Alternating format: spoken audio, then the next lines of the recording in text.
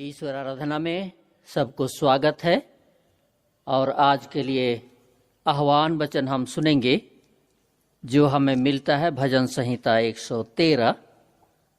भजन संहिता 113 पद 1 और 2, उसमें ऐसा लिखा है, याह की स्तुति करो, हे यहोवा के दासो स्तुति करो, यहोवा के नाम की स्तुति करो।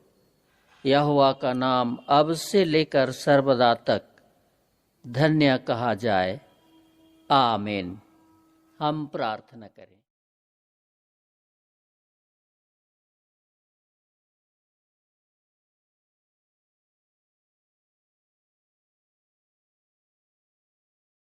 आज तक हमें अपने शरण में संभाला है, हर वक्त विभिन्न बाधाओं से पार किया, हम सब के स्वास्थ्य की रक्षा की है और तेरे सन्मुख तेरी उपासना के लिए आने का सुअवसर प्रदान किया है। प्रार्थना है प्रभु, तो अपना आत्मा के द्वारा हमारे मन हृदय को नियंत्रण में रख ले कि हम सच्चाई रीति से तेरी सेवा आराधना करें और आज के लिए जो आशीष हमारे लिए ठहराया है हम उसे प्राप्त करने पाएं। हमारे पापों को क्षमा कर प्रार्थना सुन ले। आमीन।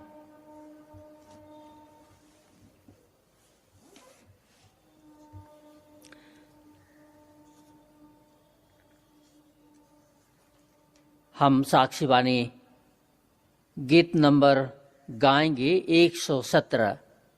साक्षीवाणी 117 पुरानी 55। ज्ञान तो सीखो हे अज्ञानो, आज का दिन ग्रह करके जानो, क्यों विलम्ब तुम करते हो, कल की आशा मत करो।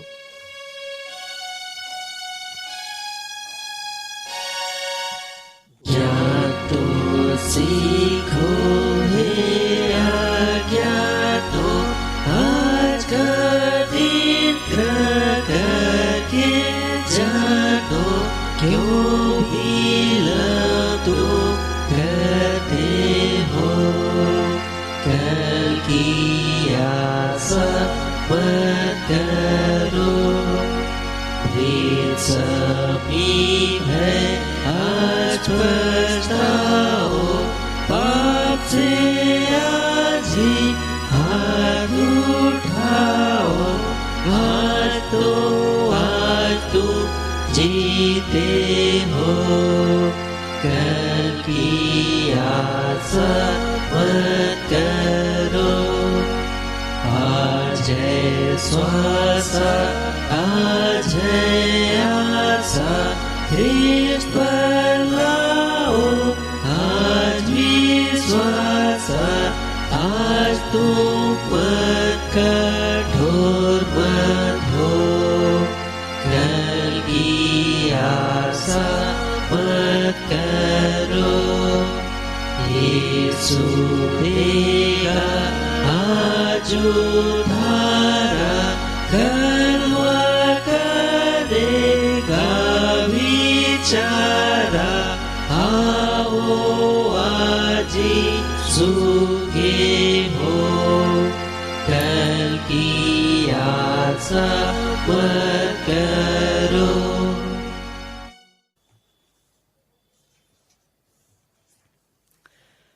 परमेश्वर पिता और पुत्र और पवित्र आत्मा के नाम से आमीन। हमारी सहायता ईश्वर के नाम से है जिसने स्वर्ग और पृथ्वी को सिरजा। स्तुति होवे पिता को और पुत्र को और पवित्र आत्मा को, जैसा हुआ आरंभ में, जैसा है और जैसा रहेगा, सनातन से सनातन लोक। आमीन। हम ईश्वर के सामने दीनताई से अपने सब पापों को मान लेवें। हे सर्वशक्तिमान ईश्वर दयालु पिता, हम दीनताई से अपने सब पाप और अपराधों को तेरे सन्मुख मान लेते हैं। तू अपने प्रिय पुत्र हमारे प्रभु यीशु ख्रीष्ट के कारण हम पर दया दृष्टि कर और हमारे सब पापों को क्षमा कर। आमीन। प्रभु हम पर दया कर, ख्रीष्ट हम पर दया कर, प्रभु हम पर दया कर। शांति का वचन सुने। प्रभु परमेश्वर यूं कहता है, मेरे जीवन की सौगंध, मैं दुष्टों की मृत्यु से प्रसन्न नहीं, परंतु दुष्ट अपनी चाल से फिरे और जीवित रहे। हिजकिय्याह 33:11।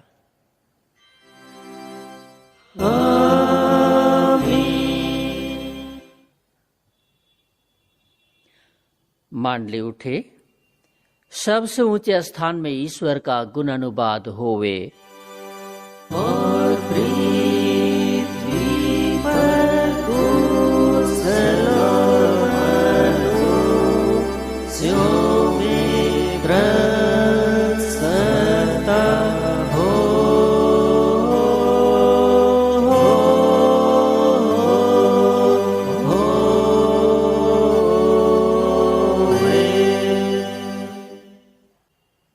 प्रभु तुम्हारे संग होवे।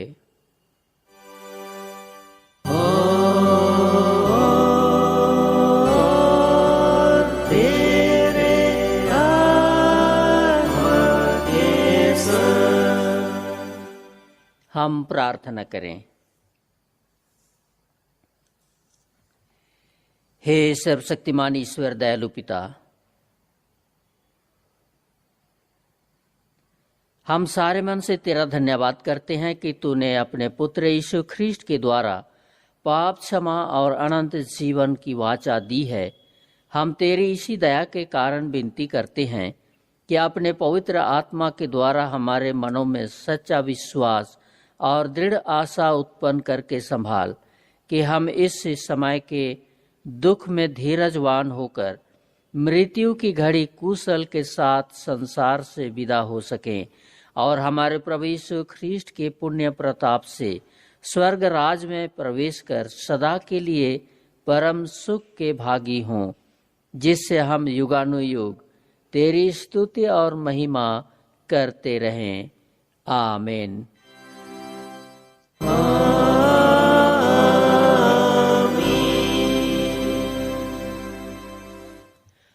आज के लिए ठहराया हुआ ईश्वर का पहला पाठ वचन हम सुनेंगे, जो हमें मिलता है इब्रानियों के नाम पत्री अध्याय 13 पद 1 से 9। इब्रानियों 13 1 से 9, उसमें ऐसा लिखा है, भाईचारे की प्रीति बनी रहे, अतिथि सत्कार करना ना भूलना, क्योंकि इसके द्वारा कुछ लोगों ने अनजाने में स्वर्गदूतों का आदर सत्कार किया है। कैदियों की ऐसी शुद्धि लो कि मानो उनके साथ तुम भी कैद हो, और जिनके साथ बुरा बर्ताव किया जाता है उनकी भी यह समझकर शुद्धि लिया करो कि हमारी भी देह है। विवाह सब में आदर की बात समझी जाए और विवाह बिछौना निष्कलंक रहे, क्योंकि परमेश्वर व्यभिचारियों और परस्त्रीगामियों का न्याय करेगा। तुम्हारा स्वभाव लोभ रहित हो और जो तुम्हारे पास है उसी पर संतोष करो, क्योंकि उसने आप ही कहा है, मैं तुझे कभी ना छोड़ूंगा और ना कभी तुझे त्यागूंगा। इसलिए हम निडर होकर कहते हैं, प्रभु मेरा सहायक है, मैं न डरूंगा। मनुष्य मेरा क्या कर सकता है? जो तुम्हारे अगुए थे और जिन्होंने तुम्हें परमेश्वर का वचन सुनाया है, उन्हें स्मरण रखो और ध्यान से उनके चाल चलन का अंत देखकर उनके विश्वास का अनुकरण करो। यीशु मसीह कल और आज और जुगानुजुग एक सा है। नाना प्रकार के विचित्र उपदेशों से ना भरमाए जाओ, क्योंकि मन का अनुग्रह से दृढ़ रहना भला है, ना कि उन खाने की वस्तुओं से जिनसे काम रखने वालों को कुछ लाभ ना होगा। आमीन। तेरा धन्यवाद हुए हे ख्रिस्ट यीशु। हालेलुया। Hallelujah, hallelujah, hallelujah.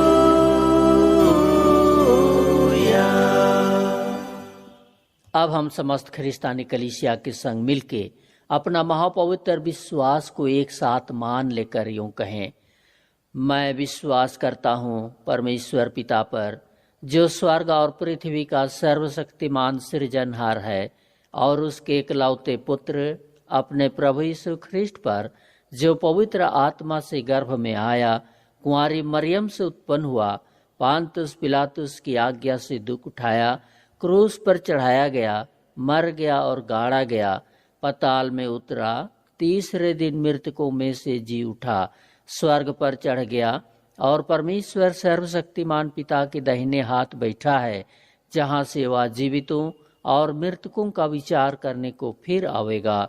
मैं विश्वास करता हूँ पवित्र आत्मा पर, एक ही पवित्र ख्रिस्तानी कलीसिया, पवित्रों की संगत पर, पापों की क्षमा, देह के जी उठने और अनंत जीवन पर।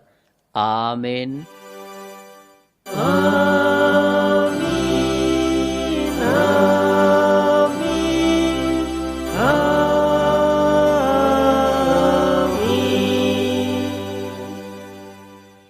मंडली बैठे, हम आगे गाएंगे साक्षी बानी गीत नंबर 167। साक्षी बानी गीत नंबर 167, पुरानी 78।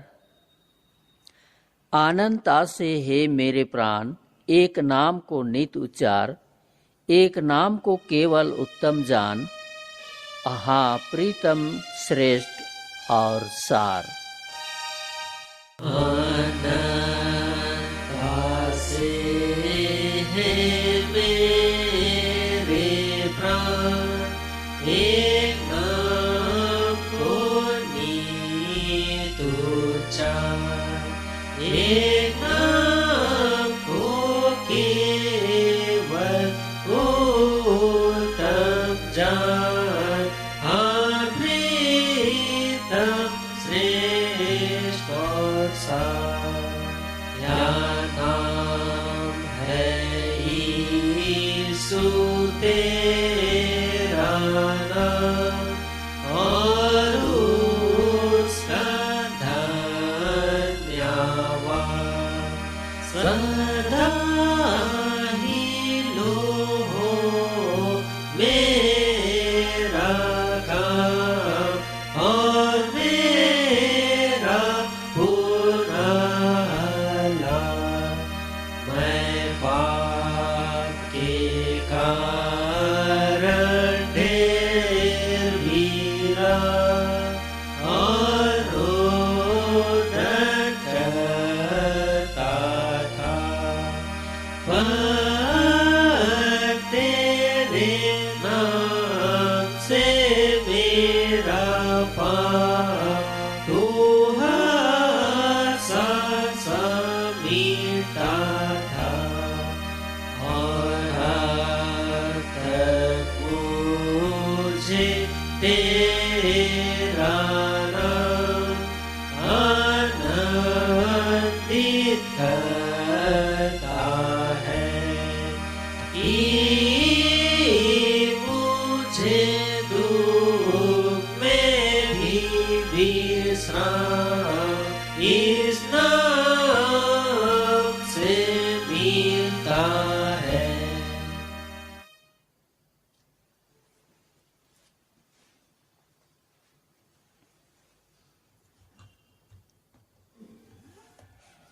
तुम्हें हमारे पिता ईश्वर और त्राणकर्ता मसीह की ओर से अनुग्रह और शांति बहुत ऐत से मिले, आमीन। हम प्रार्थना करें।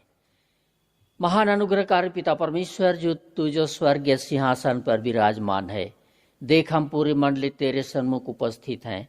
बीते पूरे सप्ताह की सारी दया, आशीष और सुरक्षा के लिए हृदय से धन्यवाद देते हैं।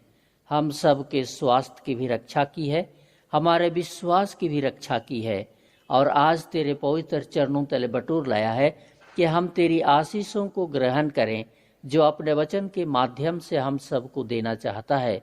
हे प्रभु, इस समय तेरे वचन सुनने, सुनाने, समझने, समझाने में आत्मा की अगुवाई दे कि हम तेरे वचन के अनुसार अपने जीवन को व्यतीत करें, अपने विश्वास को बढ़ाएं और तेरी महिमा और गवाही को प्रकट करें।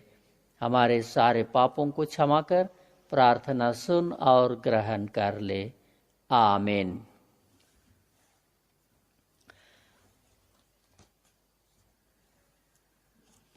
आज के लिए ठहराया हुआ ईश्वर का पवित्र वचन हम सुनेंगे, जो हमें मिलता है मत्ती रचित सुसमाचार उसके अध्याय 18। मत्ती रचित सुसमाचार अध्याय 18 उसके पद 23 से 35। मत्ती 18 पद 23 से 35, उसमें ऐसा लिखा है, इसलिए स्वर्ग का राज उस राजा के समान है जिसने अपने दासों से लेखा लेना चाहा। जब वह लेखा लेने लगा तो एक जन उनके सामने लाया गया जो 10,000 तोड़े का कर्जदार था। जबकि चुकाने को उसके पास कुछ न था, तो उसके स्वामी ने कहा, यह और इसकी पत्नी और बाल बच्चे और जो कुछ इसका है सब बेचा जाए और कर्ज चुका दिया जाए। इस पर उस दास ने गिरकर उसे प्रणाम किया और कहा, हे स्वामी, धीरज धर, मैं सब कुछ भर दूंगा। तब उस दास के स्वामी ने तरस खाकर उससे छोड़ दिया और उसका कर्ज भी क्षमा कर दिया। परंतु जब वह दास बाहर निकला तो उसके सांगी दासों में से एक उसको मिला जो उसके 100 दिनार का कर्जदार था। उसने उसे पकड़कर उसका गला घोंटा और कहा, जो कुछ तुझ पर कर्ज है भर दे। इस पर उसका सांगी दास गिरकर उससे विनती करने लगा, धीरज धर, मैं सब भर दूंगा। उसने ना माना, परंतु जाकर उसे बंदी गृह में डाल दिया कि जब तक कर्ज ना भर दे तब तक वहीं रहे। उसके संगी दास यह जो हुआ था देखकर बहुत उदास हुए और जाकर अपने स्वामी को पूरा हाल बता दिया। तब उसके स्वामी ने उसको बुलाकर उससे कहा, हे दुष्ट दास, तूने जो मुझसे विनती की तो मैंने तेरा वह पूरा कर्ज क्षमा कर दिया। इसलिए जैसे मैंने तुझ पर दया की वैसे ही क्या तुझे भी अपने संगी दास पर दया करना नहीं चाहिए था? और उसके स्वामी ने क्रोध में आकर उसे दंड देने वालों के हाथ में सौंप दिया कि जब तक वह कर्ज भर ना दे तब तक उनके हाथ में रहे। इसी प्रकार यदि तुम में से हर एक अपने भाई को मन से क्षमा ना करेगा, तो मेरा पिता जो स्वर्ग में है तुमसे भी वैसा ही करेगा। आमीन। मंडली बैठे।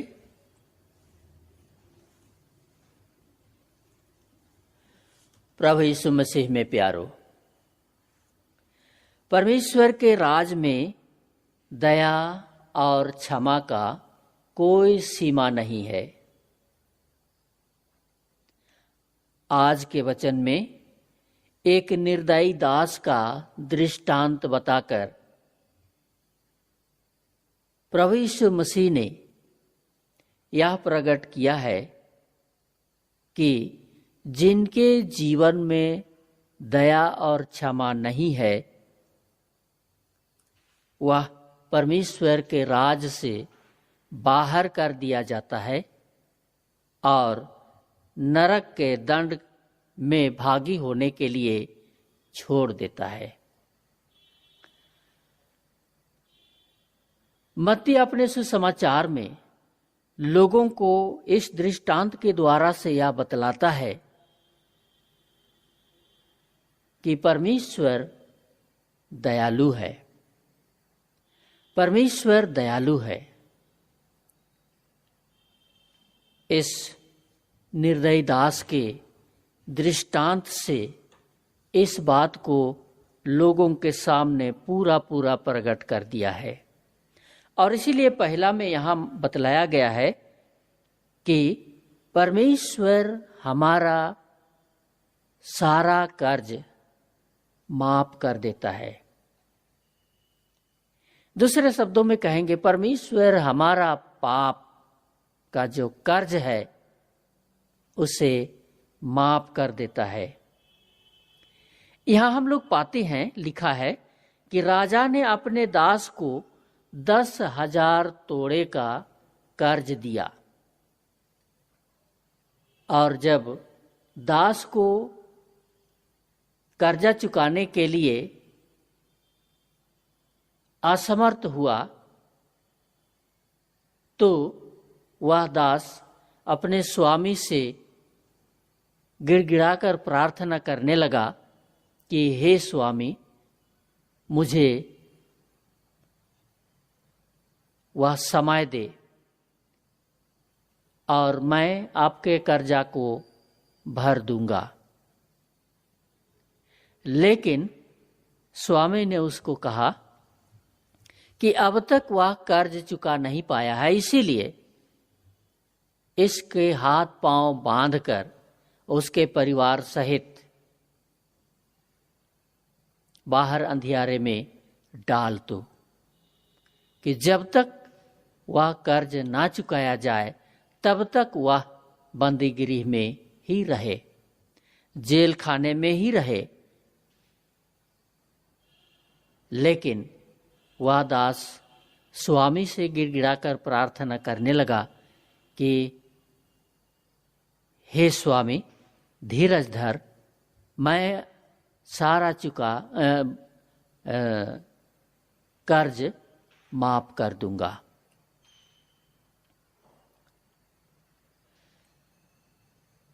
स्वामी ने उस पर तरस खाया, क्योंकि वह जानता है कि इतनी बड़ी रकम का जो कर्जा है वह चुका नहीं पाएगा, और जब वह माफी मांगता है, पांव पर पड़ता है, तो उसने उसको माफ कर दिया। उसके कहा, तेरा सारा कार्य माफ कर दिया गया है, तुझे क्षमा कर दिया गया है।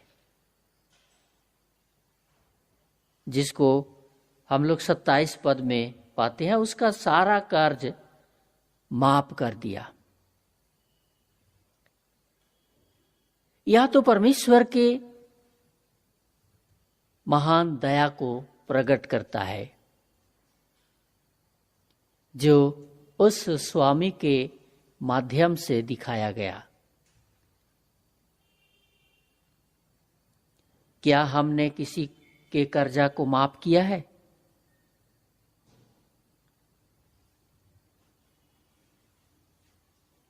लिखा है, क्षमा करो तो तुम्हें क्षमा किया जाएगा। रोमी 8 उसके 12 और 13 में लिखा है कि हम शरीर के कर्जदार नहीं कि हम शरीर के अनुसार दीन काटें। अर्थात कहने का मतलब है, हम शरीर के कर्जदार नहीं हैं, हम पाप के कर्जदार नहीं हैं, परंतु हम तो आत्मा के कर्जदार हैं। आत्मा के कर्जदार हैं जिसे हमें चुकाने की आवश्यकता है। आत्मा में जीवन है और उद्धार है, और इसीलिए उसका कर्ज चुकाना हमारा परम कर्तव्य बनता है। हम उसे चुका पाएंगे, लेकिन शरीर का कर्जा या पाप का कर्जा हम कभी चुका नहीं पाएंगे, इसलिए कि पाप का कर्जा या शरीर का कर्जा वह मृत्यु को उत्पन्न करता है, और मृत्यु से उद्धार के लिए हम कुछ भी चुका नहीं पाएंगे। और इसीलिए परमेश्वर ने हमारे उस पाप के कर्जा को प्रभु यीशु मसीह में चुका दिया है, और इसीलिए वह क्रूस में बलिदान होकर हमारे पाप के कर्जा को चुका दिया है। क्रूस में बलिदान होकर हमारे शरीर के बुरे काम, हमारे पाप के सारे काम का जो कर्जा है वह माफ कर दिया, हमें क्षमा कर दिया है। अब हमारे साथ यह चुनौती है कि हम में से क्या हमने किसी को माफ किया है? हमने किसी को कर्जा तो नहीं दिया, परंतु हमारे प्रति अगर कोई बुराई किया है, कोई गलती किया है, कोई ऐसा काम किया है जो हमारे जीवन में, हमारे परिवार में कठिन तकलीफ भोगना पड़ रहा है, क्या हम ऐसे बुरे लोगों को माफ किया है? क्या हमने उसको क्षमा किया है?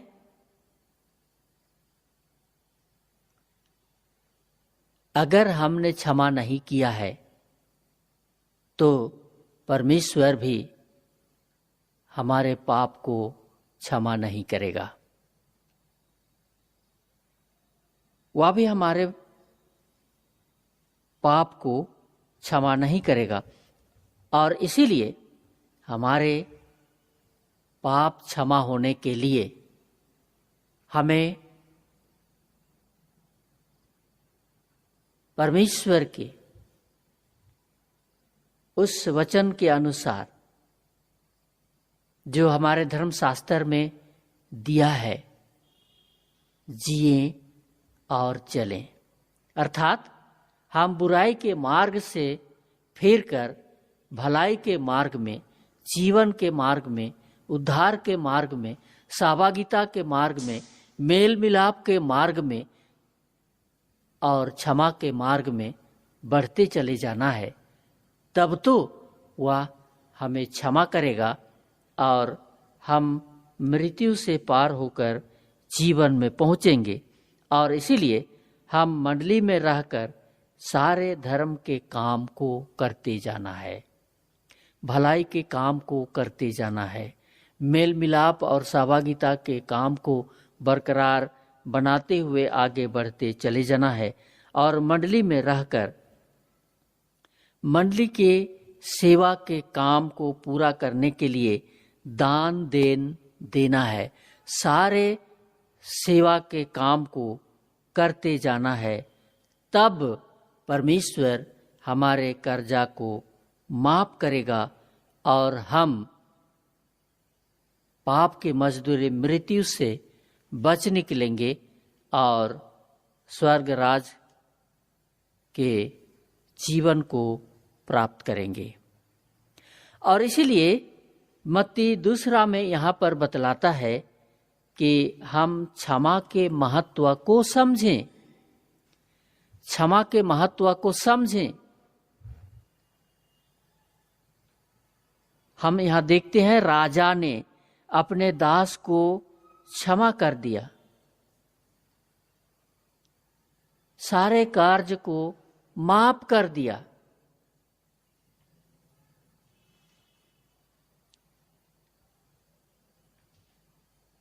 और उसको घर जाने दिया।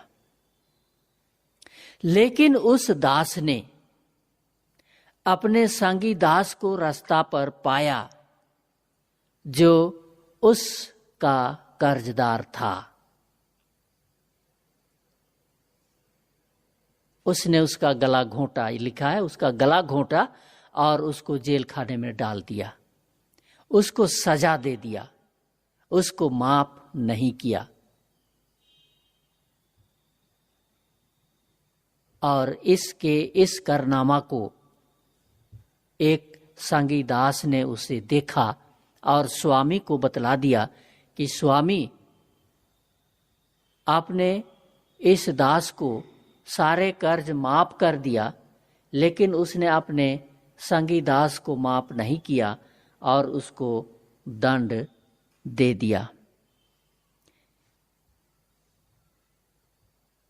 तो यहां पर हम लोग देखते हैं कि यह दास अपने संगी दास के लिए उस स्वामी के क्षमा के बातों को और कामों को वह भूल गया। उसने क्षमा के महत्व को नहीं समझा।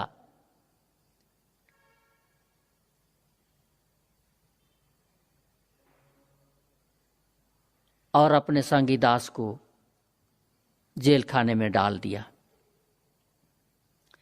क्या हम अपने जीवन में किसी को क्षमा किया है? किसी को माफ किया है? किसी के गलती को? यदि अब तक हमने ऐसा नहीं किया है, हम किसी को क्षमा नहीं दिया है, तो हम भी अब तक क्षमा के महत्व को नहीं समझा। परमेश्वर ने प्रभु यीशु ख्रीष्ट में हमारे लिए क्षमा की बातों को दिया है और हम सबको क्षमा कर दिया है। उस महत्व को जो क्षमा का है, अब तक हम नहीं समझा है।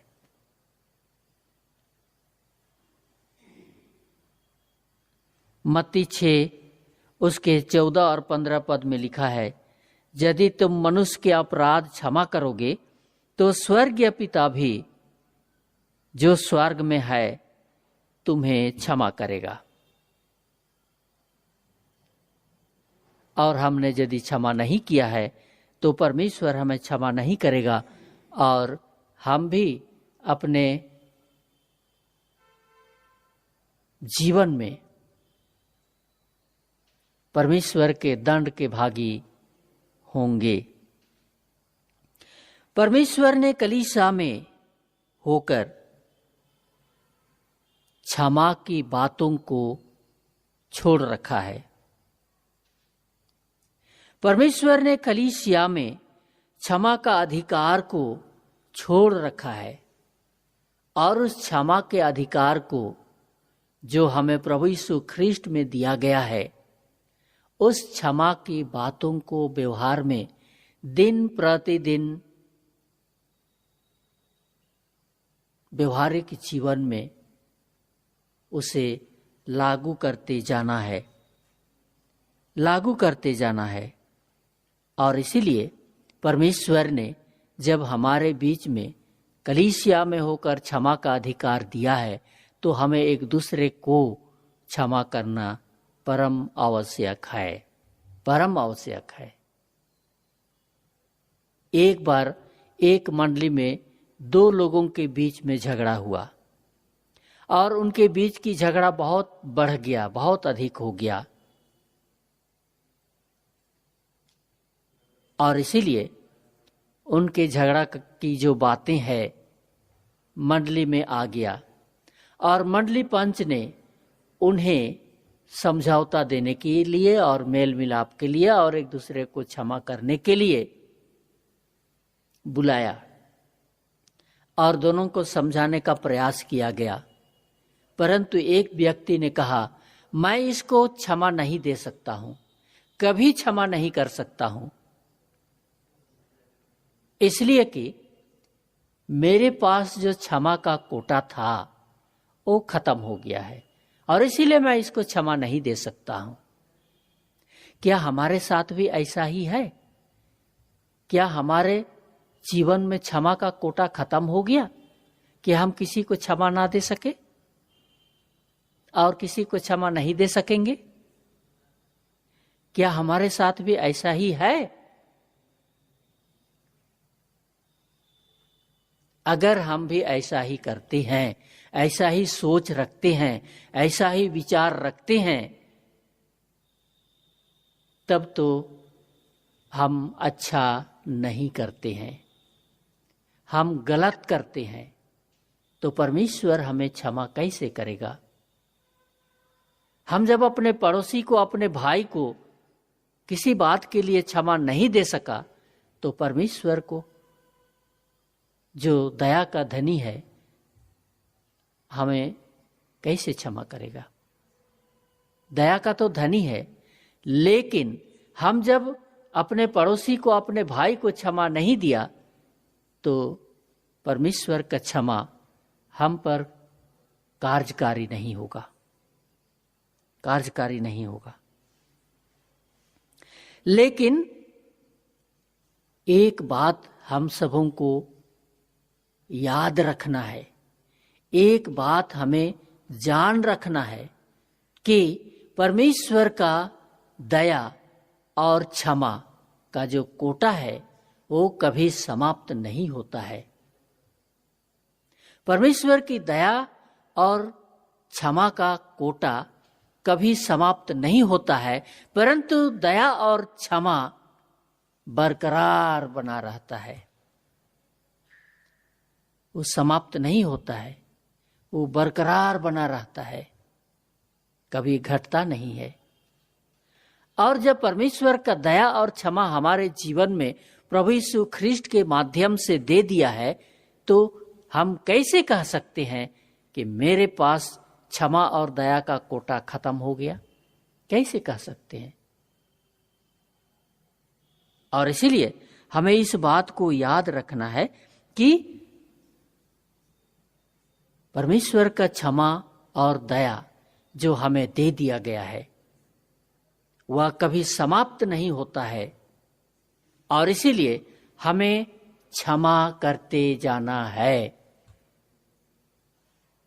लोगों को क्षमा देते जाना है, देते जाना है, ताकि हमारे जीवन में वो बरकरार बना रहे, वह समाप्त ना हो, हमारे जीवन में वह घटी ना हो। और इसीलिए इस बात को हमें समझने की आवश्यकता है, और इसीलिए किसी व्यक्ति को क्षमा देने और उस पर दया करने की कंजूसी नहीं करना है, बल्कि हमें लबालब देना है। और इसीलिए पतरस ने इस क्षमा के महत्व को नहीं समझा, और इसीलिए प्रभु यीशु मसीह से सवाल किया कि हे प्रभु, मेरा भाई कितना बार पाप करे तो हम क्षमा करेंगे? मेरा भाई को हम कितना बार का पाप क्षमा कर सकते हैं? क्या 7 बार हम क्षमा दे सकते हैं? प्रभु यीशु मसीह ने उसको कहा, 7 बार नहीं, 7 बार के 70 गुना क्षमा करना है। कहने का मतलब उसको क्षमा देते जाना है, क्षमा देते जाना है, रोकना नहीं है। और जब हम ऐसा करते हैं तो हमने क्षमा और दया का महत्व को जो प्रभु ने यीशु ख्रीष्ट में होकर हमें दिया है, इस महत्व को हमने समझ लिया है। और जब हम इस महत्व को समझ लिया है तो क्षमा और दया को अपने जीवन में, अपने बीच में, अपने पड़ोसी में, अपने मंडली और कलीसिया में इसको बरकरार बनाए रखना है, इसको रोकना नहीं है। जहां भी जरूरत पड़े हमें दया और क्षमा को देते जाना है। तब परमेश्वर हमारे जीवन को स्वर्गीय जीवन में जीवित रहने के लिए बरकरार बनाए रखेगा, अर्थात हम सनातन के जीवन को प्राप्त करेंगे और परमेश्वर के राज में हम सदैव उसके साथ जीवित रहेंगे। और इसलिए पहला पाठ वचन में हमने देखा है कि जब हम इस संसार में जीते हैं, मंडली और कलीसिया में होकर जीते हैं, तो हमें इस बात को ध्यान में रखना है कि हम सबके साथ प्रेम की सहभागिता में बढ़ते चले जाएं, प्रेम की सहभागिता में बढ़ते चले जाएं और ऐसा व्यवहार हमारे जीवन को जीवन दान दे सकता है जो प्रभु यीशु ख्रीष्ट में है। परमेश्वर अपने आत्मा के द्वारा से हमारी अगुवाई करता रहे कि हम जो ख्रीष्ट विश्वासी हैं, परमेश्वर की ओर से दया और क्षमा का जो दान दिया है, हम उसको अपने जीवन में बरकरार बनाए रखें, अपने मंडली और कलीसियाई जीवन में बरकरार बनाए रखें, क्योंकि परमेश्वर ने प्रभु यीशु ख्रीष्ट में होकर और यीशु ख्रीष्ट ने मंडली और कलीसिया में होकर इस दया और क्षमा को बरकरार बनाए रखने का अधिकार हम सबको दे दिया है और इस अधिकार को हमें बरकरार बनाए रखना है।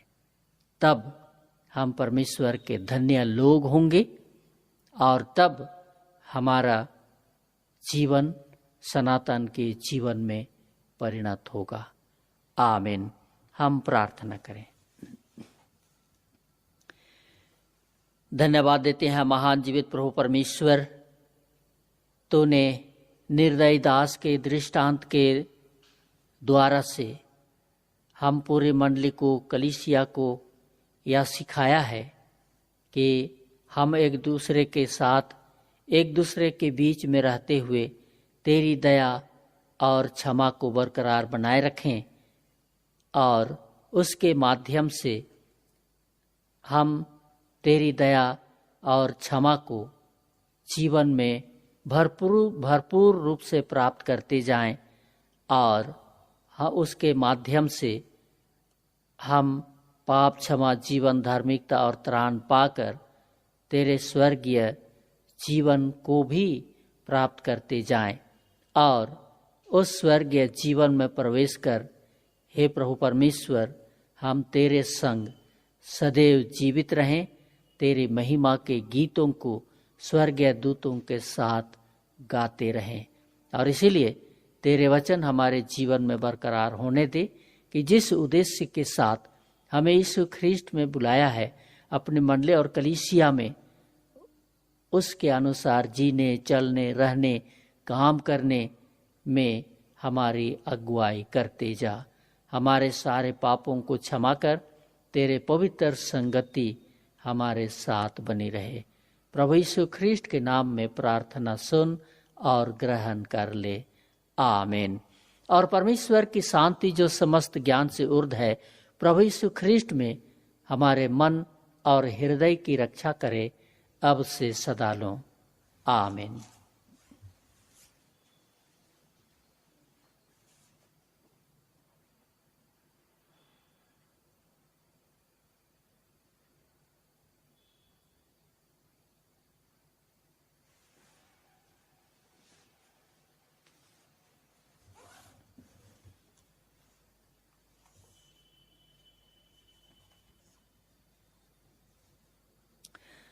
हम आगे गाएंगे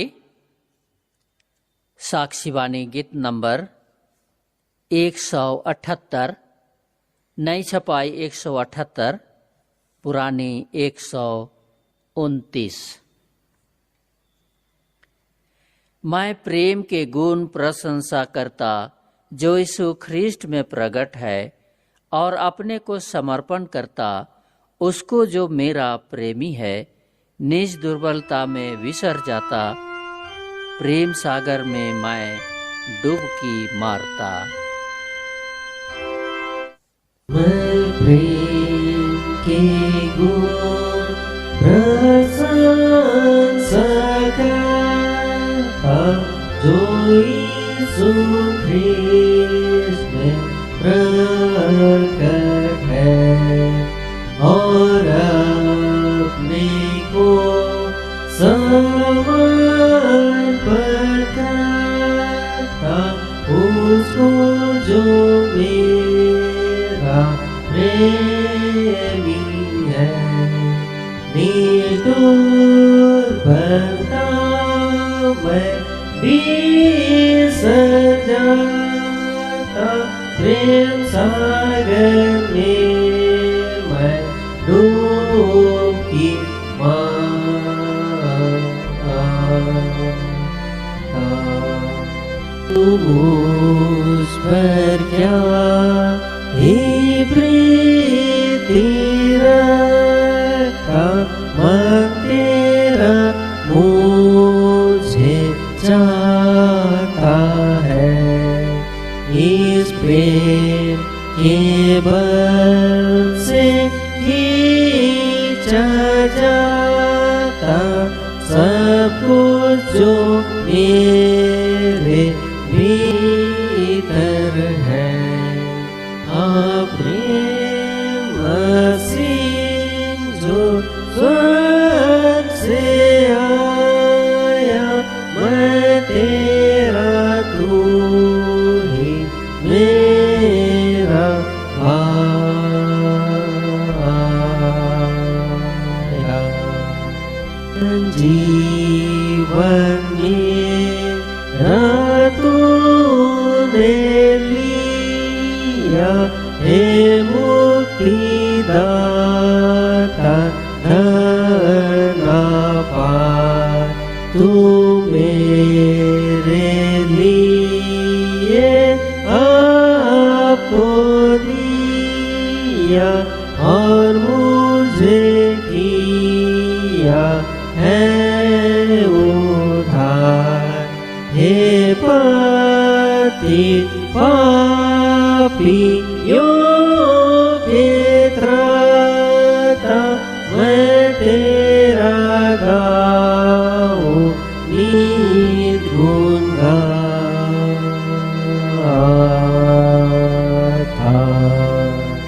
यीशु अपना नाम माही मित्र ने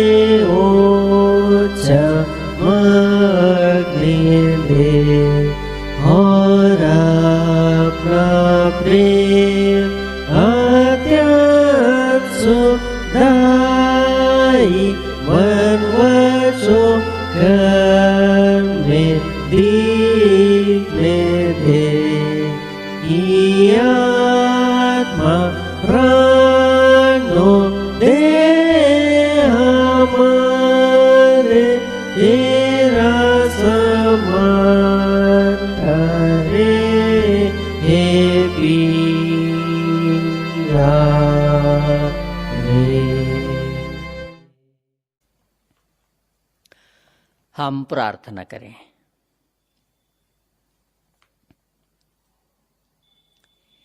हे प्रभु परमेश्वर स्वर्गवासी पिता, हम तेरी विनती करते हैं, अपने ख्रिस्टियानी कलीसिया और उसके सारे सेवकों की अगुवाई कर कि वे तेरे वचन के निर्मल उपदेश में ठहरें, जिससे सच विश्वास और प्रेम हम में बढ़े और दिढ़ाया जावे।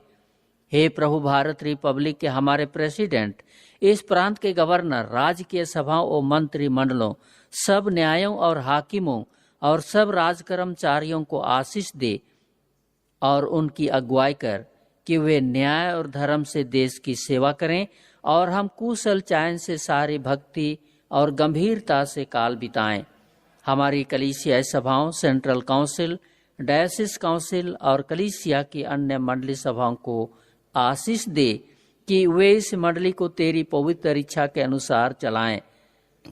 जगत की लूथरन कलीसिया और देश विदेश के हमारे सभी ख्रिस्ट विश्वासी मित्रों को आशीष दे कि हम ख्रिस्टीय प्रेम और सहयोग में आगे बढ़ें और जगत में तेरी साक्षी के लिए अधिक सामर्थ पाएं। हमारी कलीसिया के सब काम पर आशीष दे, लड़के लड़कियों की शिक्षा पर आशीष दे कि वे तेरे भय, प्रेम और भरोसा में बढ़ते जाएं। कलीसिया के विद्यालयों, प्रशिक्षण केंद्रों, महाविद्यालयों और अन्य संस्थाओं को संभाल और उनकी बढ़ती दे कि उनके द्वारा कलीसिया के लिए आत्मिक और लौकिक आशीष दे। खेती बाड़ी और हर काम उद्यम को सफल कर, जिससे हर कोई सुविवेक से तेरे आगे चले और अपनी जीविका पाए। अपनी कृपा से उन सबों पर दया दृष्टि कर जो कंगालपन, रोग और नाना प्रकार की सकेती और दुख में हैं, उनको शांति दे। अब भी हमारी मंडली और कलीसिया में कितने भिन्न भिन्न तरह के शारीरिक रोग, दुख और बीमारी की अवस्था में पड़े हैं, कितने मानसिक बीमारी से पीड़ित हैं, कितने बीमारी के कारण अपने घरों में और कितने अस्पतालों में हैं। हम सबको तेरे हाथ में लाते हैं।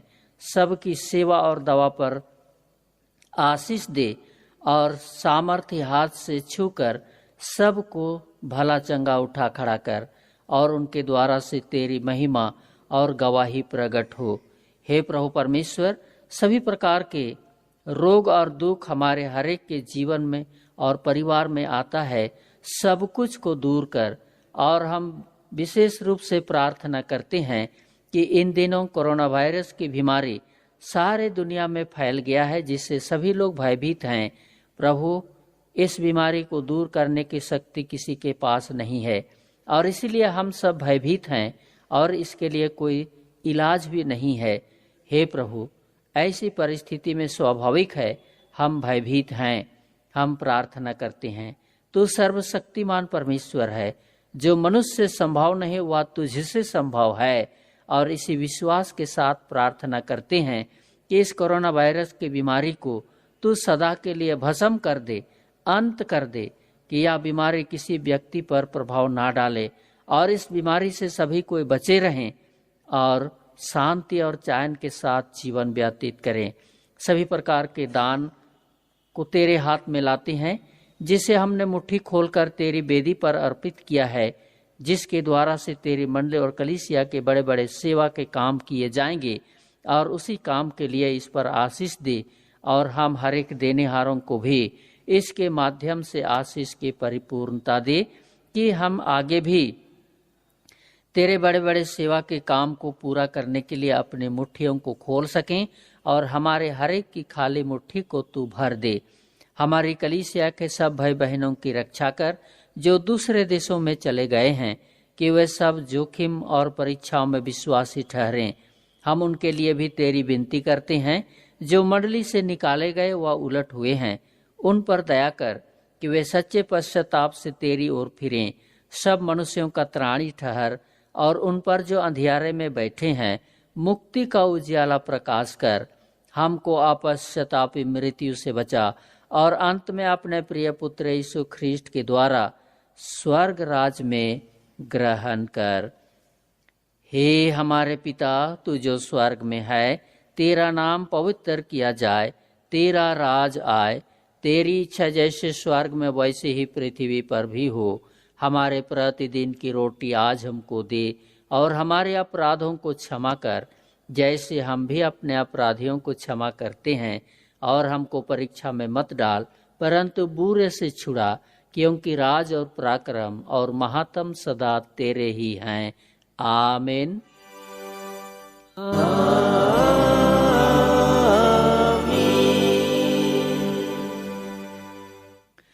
सर्वशक्तिमान त्रिएक ईश्वर का आशीर्वाद मंडली विश्वास और दीनहीन मन से ग्रहण करे।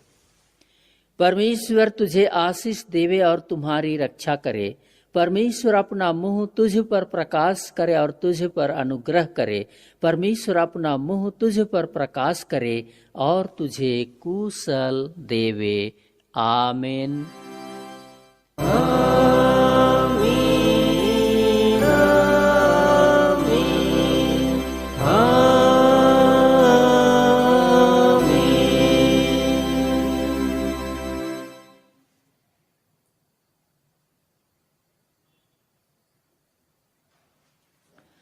यीशु सहाय